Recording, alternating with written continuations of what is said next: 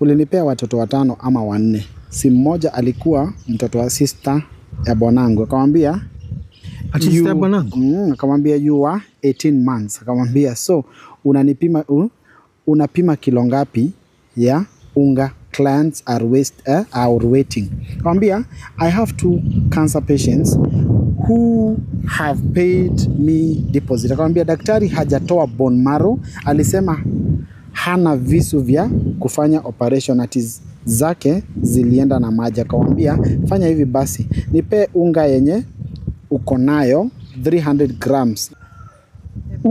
Sikupe, unanicheat. Nani amesema sasa? After nishakufungulia busy yote unanicheat. Hizo ni messages tu umeona hapo, hakuna kitu kama hiyo inaendelea. Na umse nini paka unacheka? Nimecheka ni hebu nione letter. Sisi mni yako. Na mbona unaniambia? Na tunashindana nayo. Huyo mtu yeye alikuwa mgonjwa arthritis. Ati akagonja. Kwani angepona acha kuongea ufala. Hapana. Usipigana na yeye. Usipigana na yeye. Chai na mimi. Ujitetee ama uprove hujafanya makosa. You want to bring mtu mwingine chini. That's what she has been doing. I've been in this business for more than 15 years. More than 15 years. And some, I can guarantee you, you can even go to court cases. Hizi siku hizi vitu ziko digitalized. I've never, my company hajai husishwa na ukora kama hiyo, or even my clients. None of them. Isipokuwa tu, once to, and that was back wakati aliingia over 10 years ago.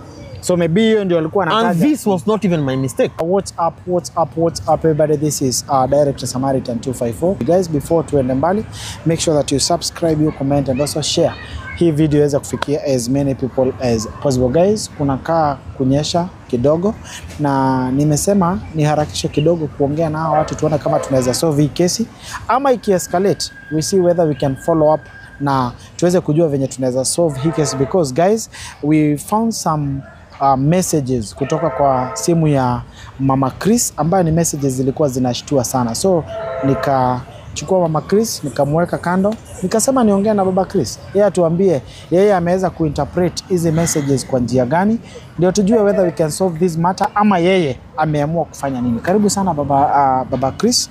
Ningependa kujua baada hiyo kesi yote, right now how are you feeling? Unajihisi aje? Kwa kuongea kweli Sam, mimi sahi niko na machungu sana. Niko na machungu ndani ya moyo wangu na kushtuka sana sana sana kwa vitu ambavyo nimevisoma kwa simu ya mtu ambaye amekuwa bibi yangu. Bado ni bibi yangu. Wewe mjonia pale. Huyu ni mtu umekaa na hii miaka yote 10 years. Huyu ni mtu nilimsaidia,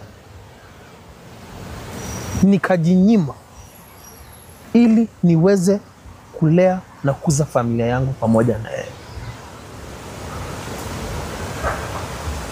Kisha nakuja napata the kind of things amekuwa akifanya na mtu ambaye hata sielewi ni nani kwanza.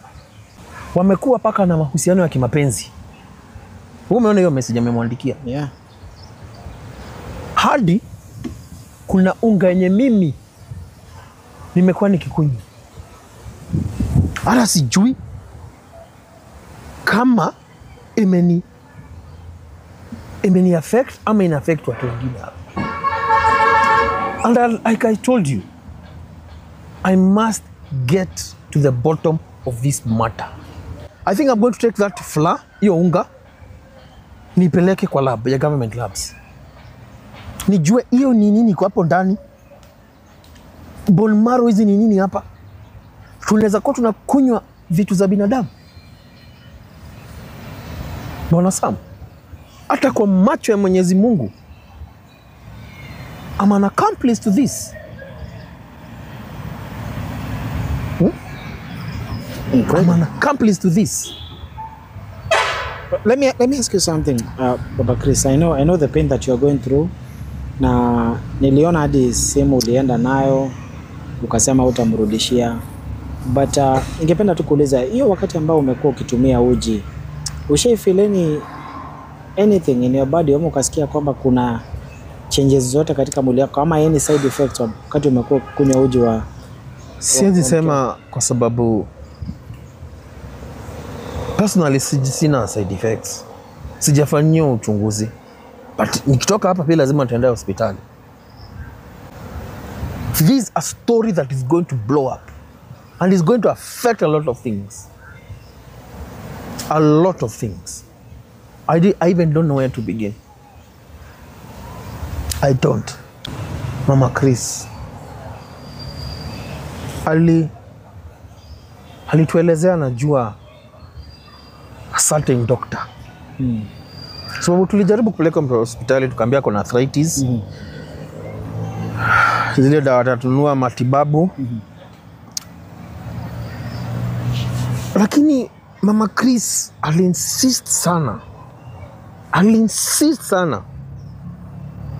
A certain doctor. A doctor that I don't know. And mimi sikushughulika, unaelewa? Kwa sababu nilimtrust.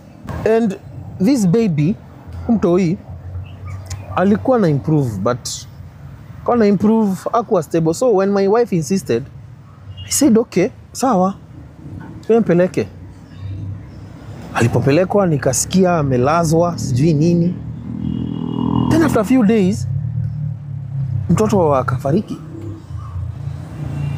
So she's the one who connected you with the doctor? No, not me.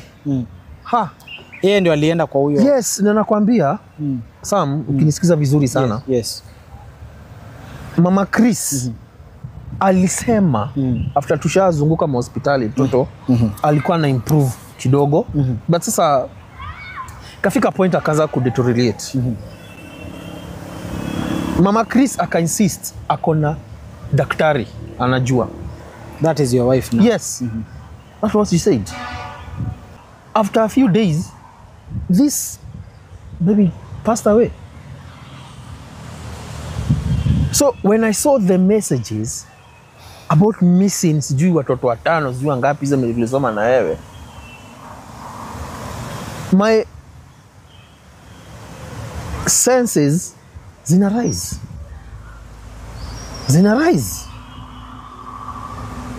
If she has been doing this, na whoever it is, nilikuwa nataka kumpigia lakini nikaona hapana. Nasikia sauti ya mzee azime. That guy now? That guy. Because you can see, they're in a cahoot. A group, I don't know, of some people. Which I did not even suspect. My goodness. Your wife said that kuna venye wewe huwa unakuanga na double cell of lands. Does it mean that your family is a family of wakora kitu kama hiyo ama ni nini? Ama you know, at this particular moment she can say anything. This is your wife. Na you actually took her phone. Yeah, I have it. Na messages ziko hapo. Ziko kwa hiyo simu. Hiyo simu venye ulichukua, what is the plan that you are maybe you are planning to do? And katika hizo messages, have you managed to go through the messages? Do you know the password of that phone? Like we told you before. You remember we told you before? Yeah. We take each other's phones. Na najua password yake. Alo nimeifungua, ndio maana nimeifungua. Na mimi sikufikiria kufungua messages zake. Because I trusted her. So what hurt you more in these messages? And what is your plan concerning this? I think it's the whole conversation. I'm still confused. I'm still hurt. So she has been cheating on me. Clearly. A woman nimekuwa naye more than 10 years. A woman that nimemuinua afika papaka penye amefika. Then I don't know ni greed ama ni ushetani limuingia ama ni don't understand because Sam, Mungu ametubariki. Sisi tunateseka na kifedha. Hapana. Nilikwambia sasa tunajenga nyumba. Yeah. Nimemwekea biashara which is doing very good by the way. Was it your idea or hers kuweka biashara? Biashara. Biashara ilikuwa ni my idea. Kwa sababu sikutaka bibi yangu kampuni ni mimi ni mdosi wake ni anafanya sales. Kungekuwa na conflict of interest pale. Unaelewa? Kwa sababu there is a professionalism that I demand from the people that we work with. Venye nilisema, I must get to the bottom of this. I must know who this guy is. Lazima nijue the doctor, the coach. Juzi nasikia hata kuna mtoto wa neighbor amepotea. Maybe she's connected. That is what I'm... Hata kwa messages zilikuwa zimeandikwa. That is what I'm suspecting. Let me ask you something, Baba Chris. Me, I know the pain that you're going through. Na mimi siwezi kuambia don't take actions. Mimi nataka utake actions because sisi wanga tunatetea haki. Hata I told you, our TV tumepata watu wengi ambao ndo hata ni bahati tu tulipatana na wewe. Nikakutajia maneno. At first you had not agreed, but let me ask you something. Nirudi tu nyuma kidogo. Wakati your sister alipeleka na your wife kwa huyo daktari, did you follow up kuweza kujua ni nini ambacho kileza kuendelea? No. Like I told you, nilimwamini. As a normal person, I didn't think there was any plans ama any kind of things that they did. So mimi sikufuatilia. Me the only time after nikwambia because after 2 days mtoto unasikia ati aliaga. To share with your sister anything, muliweza mshika chini mkaongelelea ile jambo? No. Like I said, no. Me I just comforted her.